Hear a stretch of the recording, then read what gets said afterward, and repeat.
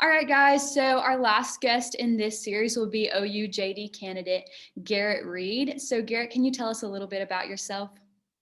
Sure. So, like she said, I'm Garrett Reed. I'm from Locust Grove, Oklahoma. So it's a small town in the northeastern part of the state, kind of in between Tulsa and the Arkansas state line.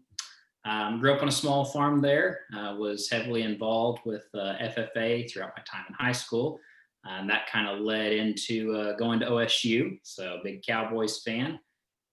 Spent 6 years at OSU. I got a degree in ag business with a pre-law option, and then actually stayed to get my master's degree in agricultural economics.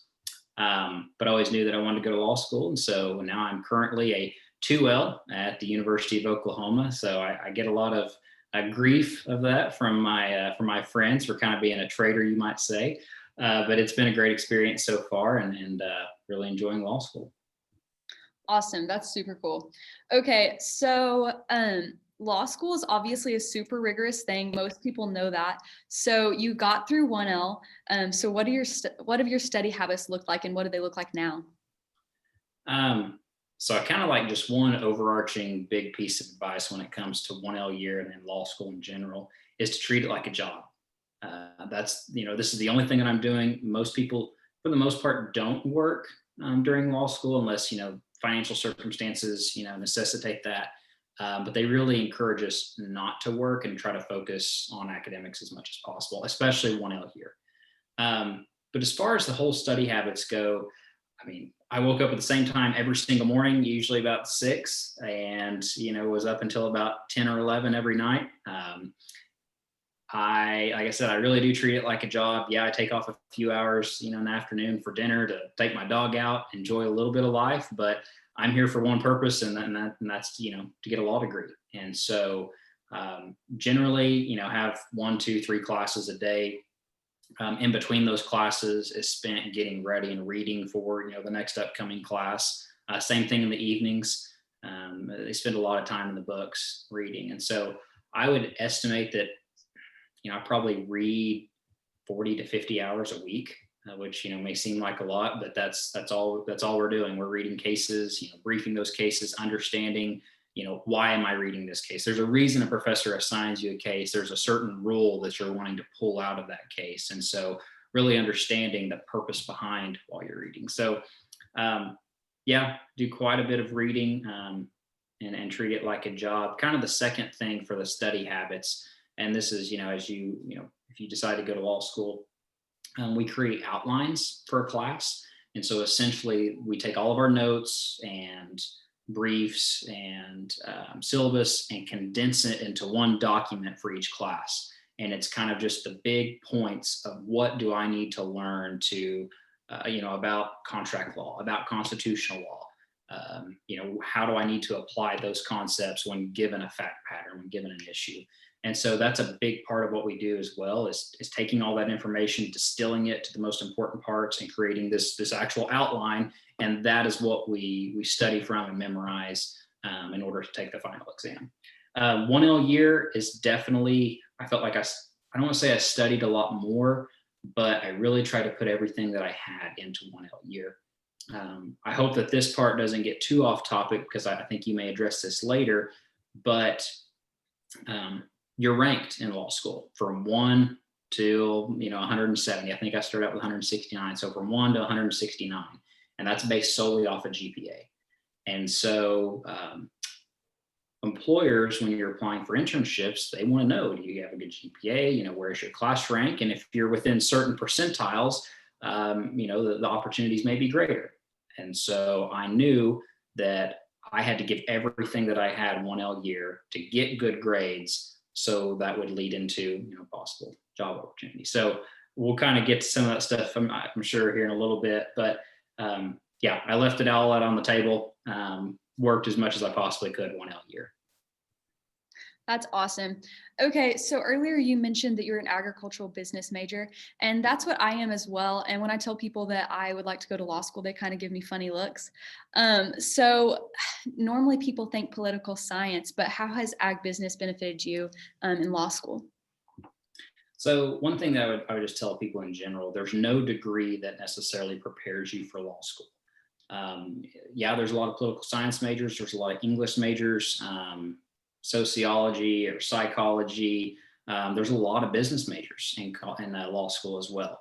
I think that maybe the area of undergrad maybe feeds well more so into what you want to practice later on. It kind of gives you some context, some background into the industry that you might be entering. Um, the thing I liked about the agribusiness, agricultural degrees, economics degrees, are that they were very much applied, and I would like to work with farmers and ranchers as much as I possibly can, in the law, because they deal with legal issues just like everyone else does. And so I think that my ag economics degrees have prepared me to understand some of the issues that they are facing, to understand some of that vernacular, the context of the situations. But also, a lot of people in law school do not like math. They hate math. And I love math. I think it's great. So I think that also kind of gives a little bit of a competitive advantage in practice, not necessarily in law school, but in practice, if you have a numbers background. Again, not saying that you're going to be out of luck if you don't, but I think that anything that kind of sets you apart will definitely help later on in your career.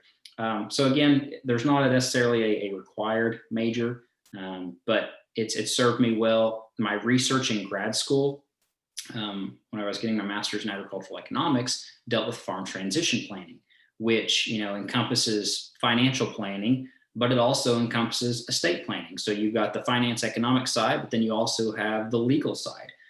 So I really think that degree was a good in between for me going into law school, because I got to see what does a farm transition plan look like, again, from an economic standpoint. Now that I'm in law school, what does that look like from a legal standpoint? What entity does this farm need to be in?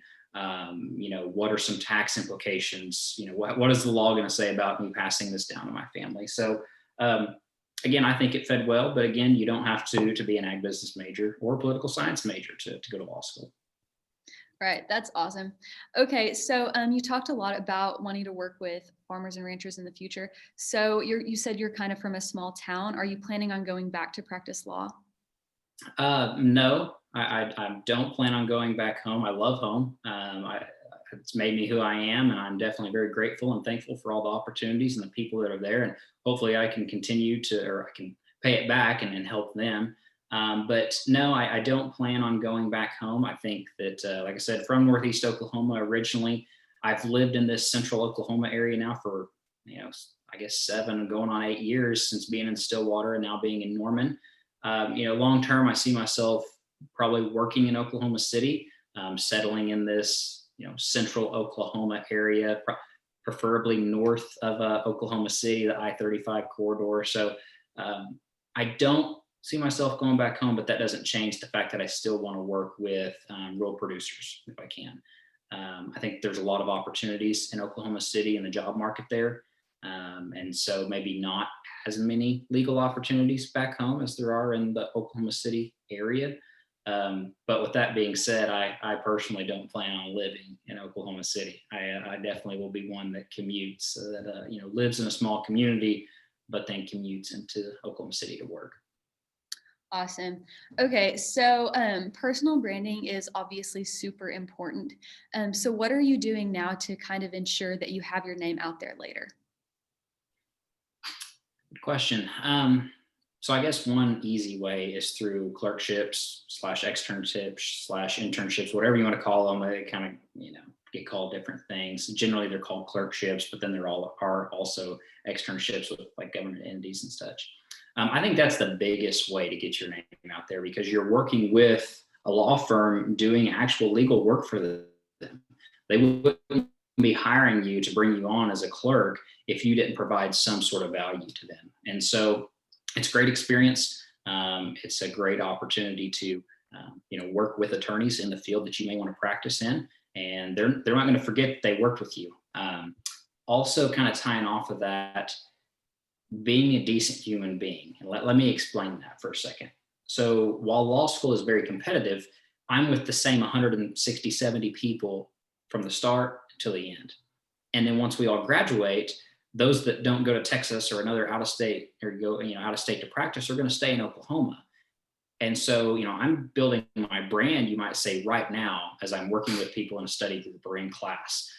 So how you conduct yourself in law school is going to carry over into your actual legal career, because people will remember how you treated them in law school, and whether or not you were a decent human being, or were you one of these cutthroat individuals that was out for their own self-interest all the time.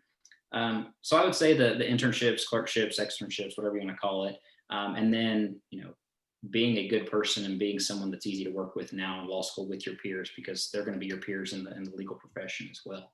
So yeah. Awesome. And so that kind of leads into my next question, because I was going to ask you, have you really had any externships that you just loved? Yeah. So the way law school generally works, and when it comes to clerkships, most of the time you'll do 2 6-week clerkships over the summer, one first half of the summer and then one second half of the summer. Obviously, COVID has messed up a lot of those plans. I can say that I was very blessed to actually have two clerkships over the summer, one first half, one second half. I had lots of friends that didn't, for various reasons. Either they were postponed or canceled, or firms just weren't hiring at all. So I definitely am very blessed and thankful that I got to work this summer. I worked first half of the summer with a firm called McAfee and Taft. It's a large defense firm, mainly defense in Oklahoma City. They're downtown. They're the largest law firm in the state. Worked specifically with more of their agricultural industry group, which was great because, again, having that background and knowledge, that's where I'd like to apply my legal career as much as I possibly can. Not to pigeonhole myself, but if I've got that knowledge and I've got that background and I'd love to help those people, why not kind of funnel your interest into that practice area? So really enjoyed the people there, enjoyed the work that I got to do with McAfee and Taft. Second half of the summer, I worked with a smaller firm called Grafton Walraven, also in Oklahoma City, and then they have offices and have an office in Weatherford and office in Clinton. That was a different, a different transition because McAfee's a large defense firm primarily. Grafton Walraven was a small plaintiffs firm, mainly did plaintiffs work. And so that was a good experience, though, to see the two differences. Do you want to work at a small firm? Do you want to work at a large firm? Do you want to do more defense work, or do you want to do more plaintiffs work? Mainly, I worked with them with doing oil and gas issues. So that was interesting. I don't have much background in the oil and gas industry. Obviously it's a huge industry in Oklahoma. So I was very thankful to get some of the, gain some of that knowledge, because it affects a lot of real producers, a lot of farmers and ranchers that do have oil and gas wells on their property. So while I wasn't necessarily dealing with ag issues, I was dealing with issues that affect a lot of people in rural Oklahoma, which also interests me. I don't necessarily see holding myself out as an oil and gas attorney, but it was good knowledge to have. So overall, worked with some great people this summer, and so next summer can start the process over and work for a couple firms as well. So thankfully, was offered back at both of the firms, but regardless, that's kind of how the internship clerkship process works, and is really great. True legal experience, because again, they're not going to hire you unless you can provide some value to their firm. Right. Okay. That's awesome.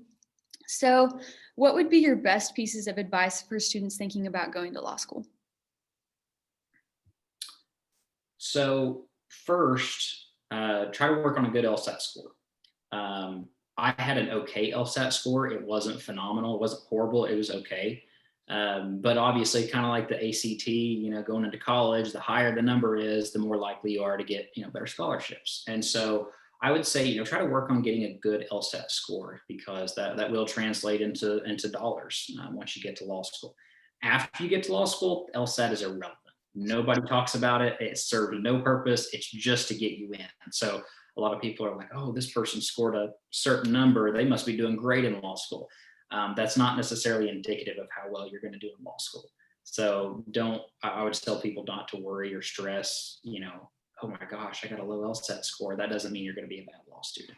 It's purely, for getting your foot in the door and getting a good scholarship. So that would be one thing. And also, there are different study plans, Khan Academy, Kaplan. There's, different ways to study. I did a self-study. I didn't pay for one of the courses. and did as well as some of my other friends that went to law school. So don't feel like I would tell someone, don't feel like you have to pay for one of those services, because I bought a lot of study books and worked through them, and it was fine. Second thing, going if you're going to go to law school, make sure you are committed to going. Don't think, oh yeah, that'd be kind of fun.